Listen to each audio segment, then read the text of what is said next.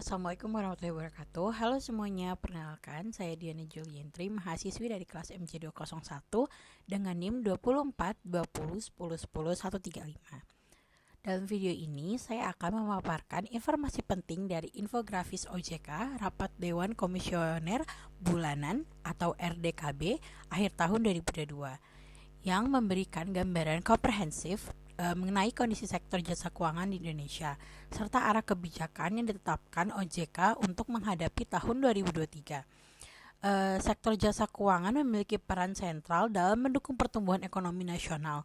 Maka dari itu, penting bagi kita sebagai generasi muda untuk memahami bagaimana kinerja sektor ini, apa tantangannya, dan bagaimana OJK mengambil peran.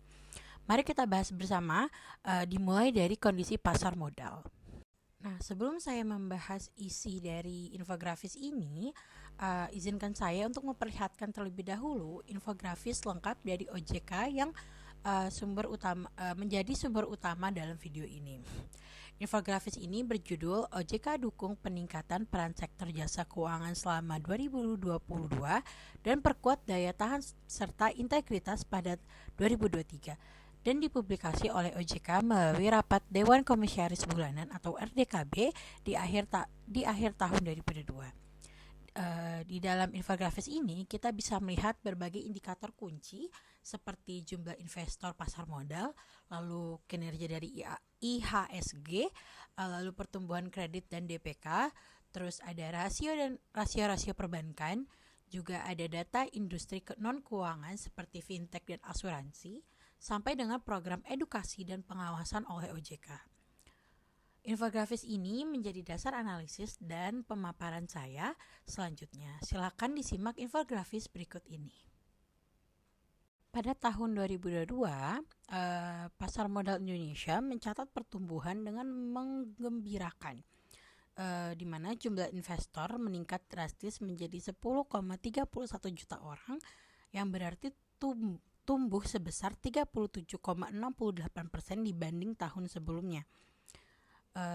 Peningkatan ini tidak terjadi begitu saja. Salah satu faktornya adalah mudahnya akses investasi melalui platform digital serta meningkatnya minat generasi muda terhadap pasar modal.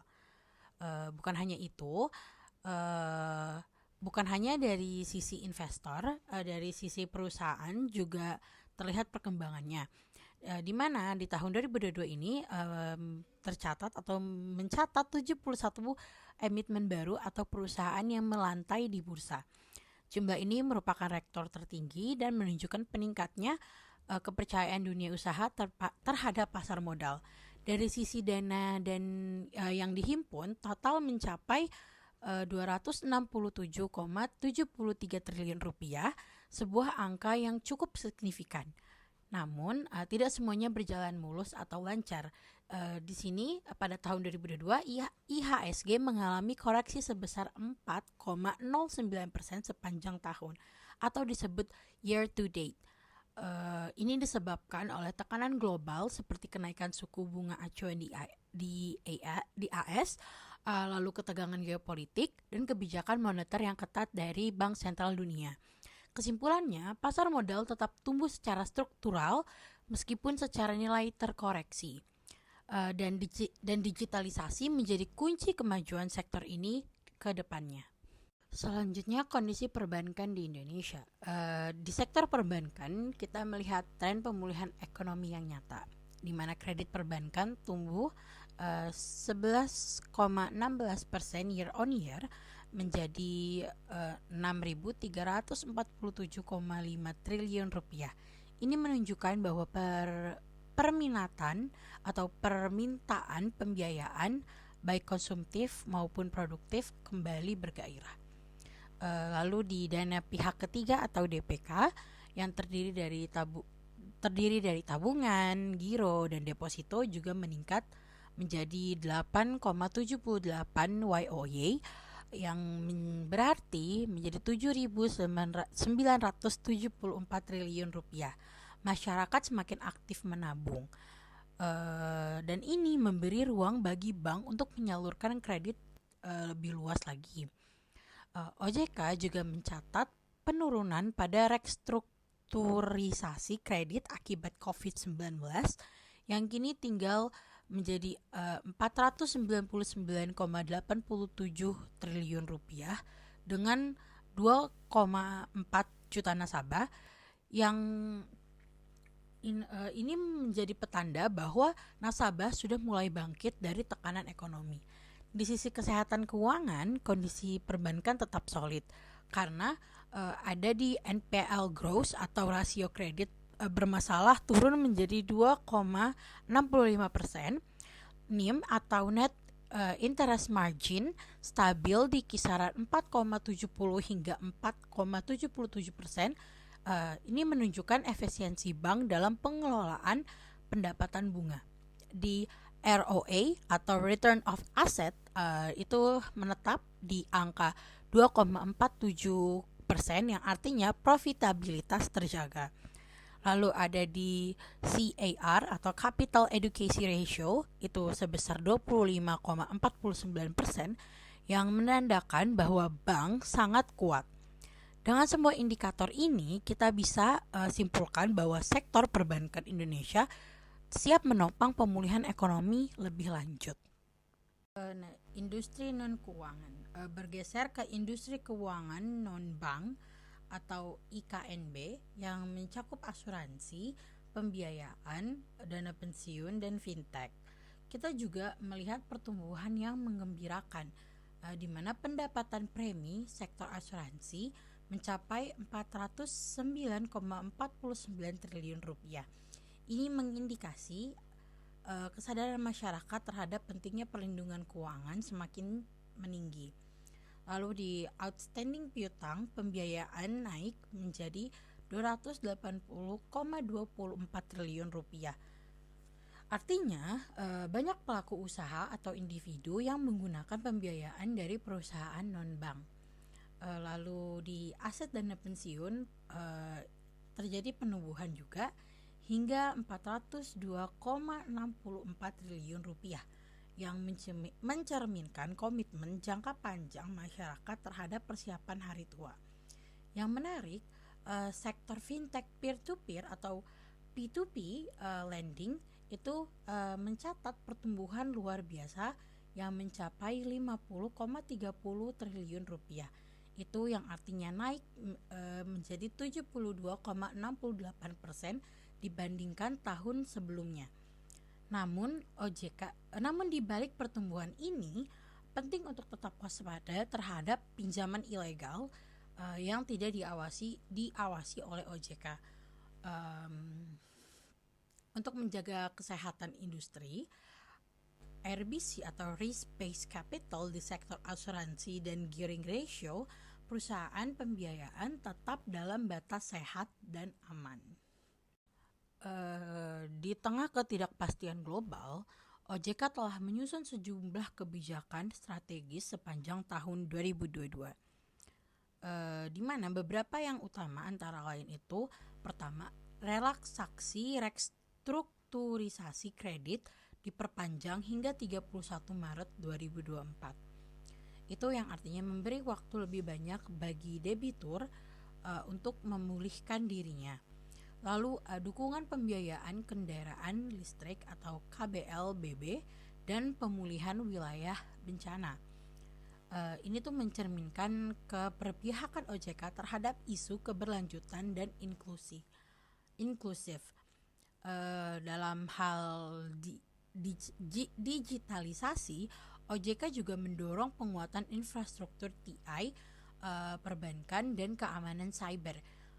Beberapa inisiatif penting adalah peluncuran SITE atau CDES, lalu eBay Next Generation, dan implementasi Papa New Economy. Regulasi juga diperkuat melalui beberapa peraturan di mana ada POJK nomor 17 tahun 2022 yang isinya tentang penguatan tata kelola pengelolaan investasi. Lalu POJK nomor 23 di tahun 2022 yaitu manajemen risiko BPR dan BPRS. Kebijakan ini tidak hanya bertujuan untuk menjaga stabilitas, tapi juga untuk mendorong inovasi dan keberlanjutan jangka panjang. OJK juga aktif menjalankan program edukasi keuangan dan perlindungan konsumen.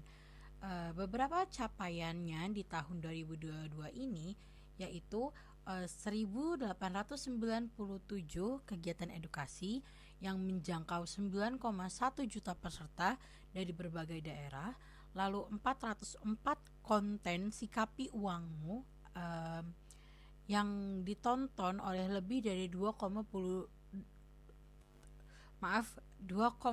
juta orang. Selain itu, OJK juga mendorong inklusif melalui program. Ada 3 program, yaitu Kejar atau satu rekening satu pelajar, lalu Si Muda yaitu simpanan pemuda dan mahasiswa.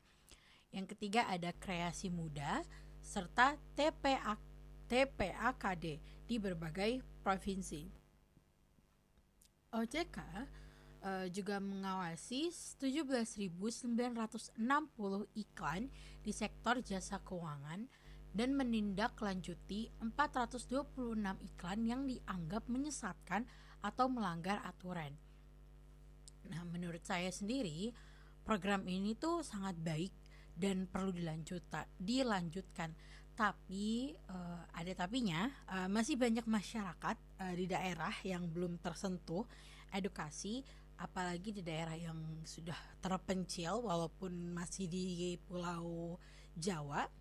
Contohnya itu masih yang belum familiar dengan platform digital. Itu tuh mereka jadi kurang bisa tercapai apa sih tujuan OJK ini, terus dan belum mendapatkan edukasi tentang OJK ini gitu. Jadi saya berharap program edukasi bisa lebih menyentuh akar rumput dengan pendekatan budaya lokal dan kolaborasi dengan komunitas masyarakat. Kebijakan OJK itu dari sisi pengawasan dan penekanan hukum, OJK sangat aktif di 2022, di mana ada 698 pinjaman online ilegal itu ditindak, lalu 106 entitas investasi ilegal dan 91 gadai ilegal dibubarkan, serta 20 perkara pidana keuangan berhasil diselesaikan. Lebih jauh lagi, OJK berencana mendirikan posko pengaduan pinjol dan investasi ilegal di setiap kantor regionalnya. Ini langkah nyata yang patut diapresiasi. Dan menurut saya juga, OJK sudah sangat proaktif dan tegas, tetapi untuk mencegah kasus serupa di masa depan diperlukan pendekatan kolaboratif, di mana pemerintah daerah, sekolah, kampus, dan bahkan media sosial tuh harus dilibatkan lebih lagi dalam literasi dan advokasi keuangan. Karena edukasi itu bukan sekedar pengetahuan, tapi juga soal membangun kesadaran dan ketangguhan masyarakat. Sebagai penutup, saya ingin menyampaikan bahwa tahun 2022 menjadi titik balik penting bagi jasa sektor keuangan Indonesia. Dari pasar modal, perbankan, hingga fintech, dan asuransi sendiri, semuanya menunjukkan pemulihan dan ketahanan yang baik.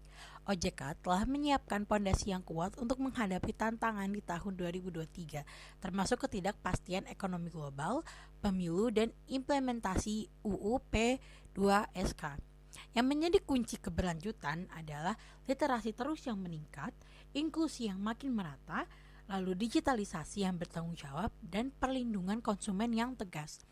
Saya percaya dengan semangat kolaboratif, inklusif, dan tanggap, kita bisa menciptakan ekosistem keuangan yang tidak hanya tumbuh, tapi juga adil dan berkelanjutan bagi seluruh rakyat Indonesia.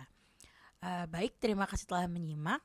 Sampai jumpa di kesepakatan berikutnya. Wassalamualaikum warahmatullahi wabarakatuh.